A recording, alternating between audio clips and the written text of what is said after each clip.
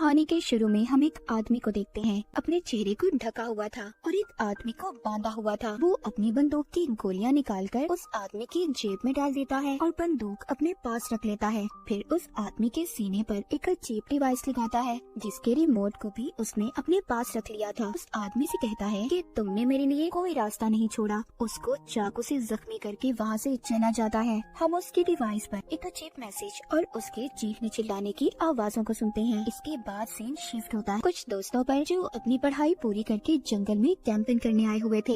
यहाँ पर सब दोस्तों में कैटो जो सबसे ज्यादा बिगड़ा हुआ था। वहीं कैटो का दोस्त जो उसके उल्ट था, बिल्कुल सीधा, पर उसकी दोस्त ऐसी थी जो बेचारे पर हमेशा शक करती रहती थी कि उसका चक्कर किसी और लड़की के साथ है। हम यहाँ पर उनकी बातों में सबकी गहरी दोस्ती देखते हैं। इनके ग्रुप में एरिन थी जो सबसे ज्यादा मासूम थी और सबसे अलग रहा करती थी। जब एरिन बाथरूम के लिए झाड़ियों में जाती है, वही आदमी जो हमने कहानी के शुरू में देखा था वो एरिन को बेहोश कर देता है। जब एरिन को होश आता है, उसके साथ साथ सभी दोस्त एक अजीब सी जैकेट के साथ उठते हैं क्योंकि सबने अब जैकेट पहनी हुई थी और उस जैकेट पर एक टाइमर लगा हुआ था। करीब ही जब वो गैस सिलेंडर को देखते हैं तब इन्हें समझ आता है कि किसी ने इनको गैस से बेहोश कर दिया था और इनका यहाँ पर एक दोस्त भी गायब था। जब वो आदमी इनके सामने आता है तो इन्हें पता चलता है कि वो इनके स्कूल के साइंस टीचर थे और साथ ही साथ एरिन के दोस्त के डैड भी जो अब मर चुका था। वो बताते हैं कि जब मेरे बेटे की मौत हुई तो उनकी बीवी ने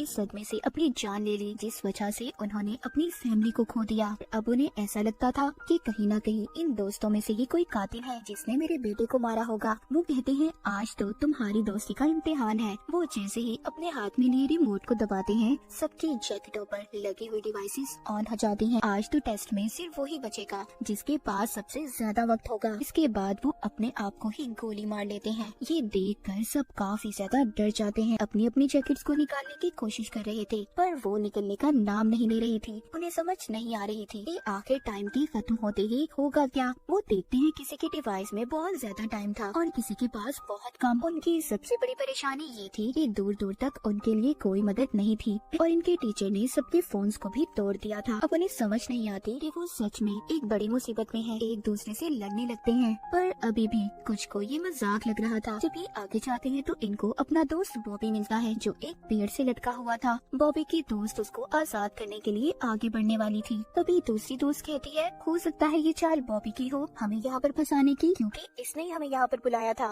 ये जरूर उस टीचर के साथ मिला हुआ है। ये सब सुनकर कुछ दोस्त बॉबी को छुड़ाने के हक में नहीं थे पर बॉबी उनसे बार बार कह रहा था कि प्लीज मेरी मदद करो। वो कहता है मैंने तुम सबसे अपनी एक बड़ी बीमारी को छुपाया था जो उस टीचर को पता चल गई थी। वो मुझको ब्लैकमेल करते थे। मेरे पास कोई और रास्ता नहीं था इसलिए मैं तुम सबको यहाँ पर लाया। पर मुझे उनके इस प्लान के बारे में कुछ पता नहीं था कि वो हमें यहाँ पर कैसे फंसाएंगे। पर मैं तुम सबको इस डिवाइस के बारे में भी बताने के लिए तैयार हूँ अगर तुम मुझे खोल दो। अब उसके दोस्त उस पर तरस खाकर उसे छुड़वा देते हैं। बॉबी आजाद होते ही सब पर चाकू से हमला कर देता है पर वो किसी को मार नहीं पाता और देखते ही देखते उसके डिवाइस में टाइम खत्म हो जाता है। सबके सामने वो ब्लास्ट हो गया था फट जाता है। उसके जिस्म के टुकड़े टुकड़े हो जाते हैं। ये देखकर सब अपने अपने दोस्तों को लेकर भागते हैं। टेबर कैटो का दोस्त था जिसकी दोस्त उस पर अब भी शक कर रही थी। वो उसके साथ जाने से भी मना कर देती है। कैटो का दोस्त अकेला ही कैंप में वापस आता है। वो उस टीचर की बंदूक को भी अपने पास रख लेता है ये सोचकर कि शायद ही उसके काम आ जाए। इसके बाद हम एक और दोस्त को देखते हैं जो काफी ज्यादा घबराया हुआ था क्योंकि उसका टाइम अब खत्म हो चुका था। वो अपनी दोस्त से कहता है प्लीज मुझसे दूर रहो, कुछ देर बाद मैं भी मरने वाला हूँ।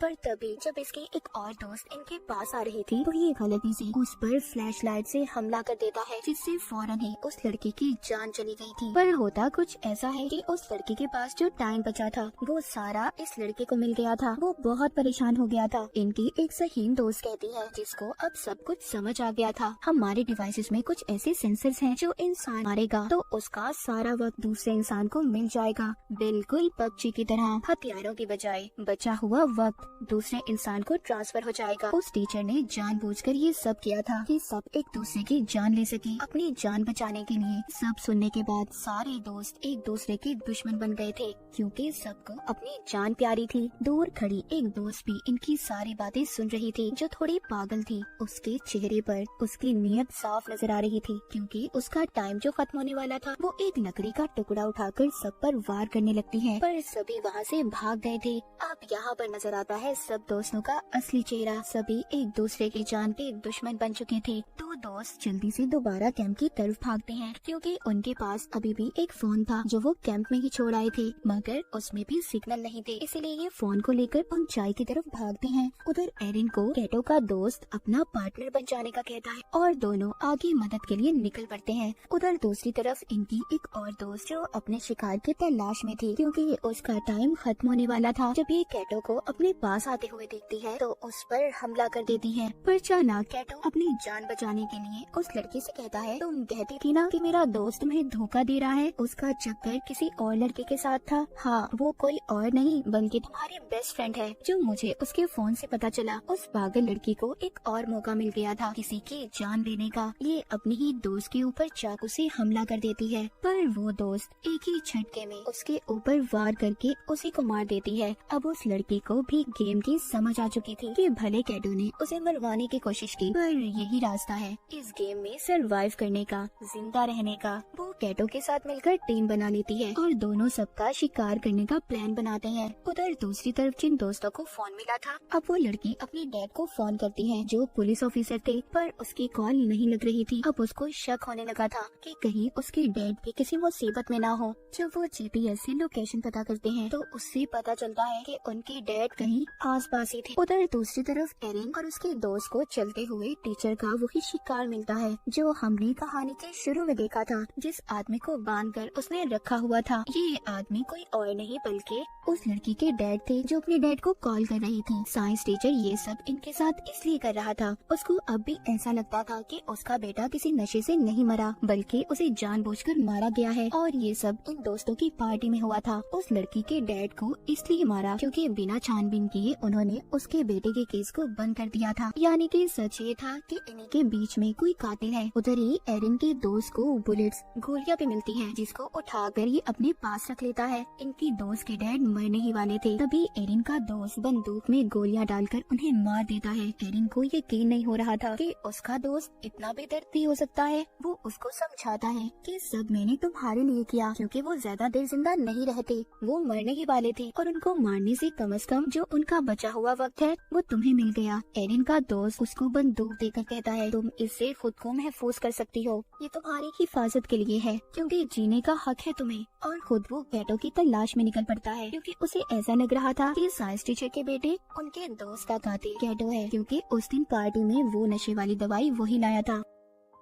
अब एरिन अपनी उसी दोस्त से मिलती है और उसको उसके डैड के बारे में बताती है। ये सुनकर वो बहुत ज्यादा रो रही थी। एरिन कहती है, अभी हमारे पास रोने का वक्त नहीं है, हमें जल्दी रिमोट को ढूंढना होगा। वो इन दोनों को उस रिमोट को ढूंढने का कहती है और खुद कैटो के पास जाने का फैसला करती है कि उसकी जान खतरे में है। उधर कैटो को भी उसके दोस्त ने ढूंढ लिया था। इन दोनों की बहुत ही खतरनाक लड़ाई होती है। उस लड़ाई में कैटो ने अपने दोस्त को मार दिया था। फिर कैटो अपने एक और दोस्त को मारने की कोशिश करता है और आखिर में कैटो ने उसकी बंदूक लेकर उसे भी मार दिया था। जिस दोस्त को उसने मारा था उसके पास सबसे ज्यादा टाइम था, जो सारा अब कैटो को मिल चुका था। लेकिन कैटो को तो इस गेम में जीतना था, वो अभी भी पास कहाँ आने वाला था। वो एक और दोस्त को मार देता है। कैटो अपने आखिरी शिकार की तलाश में था, जो एरिन और उसकी एक और दोस्त थी। जैसे ही उनके पास जाता है, एरिन की दोस्त इस पर बहुत चिल्लाती है कि उसने उनके सभी दोस्तों को मार दिया, पर वो इसकी तरह कातिल नहीं बनना चाहती थी, इसीलिए इसे चाकू से जख्मी करके भाग जाती है। पर भागते हुए वो सोचती है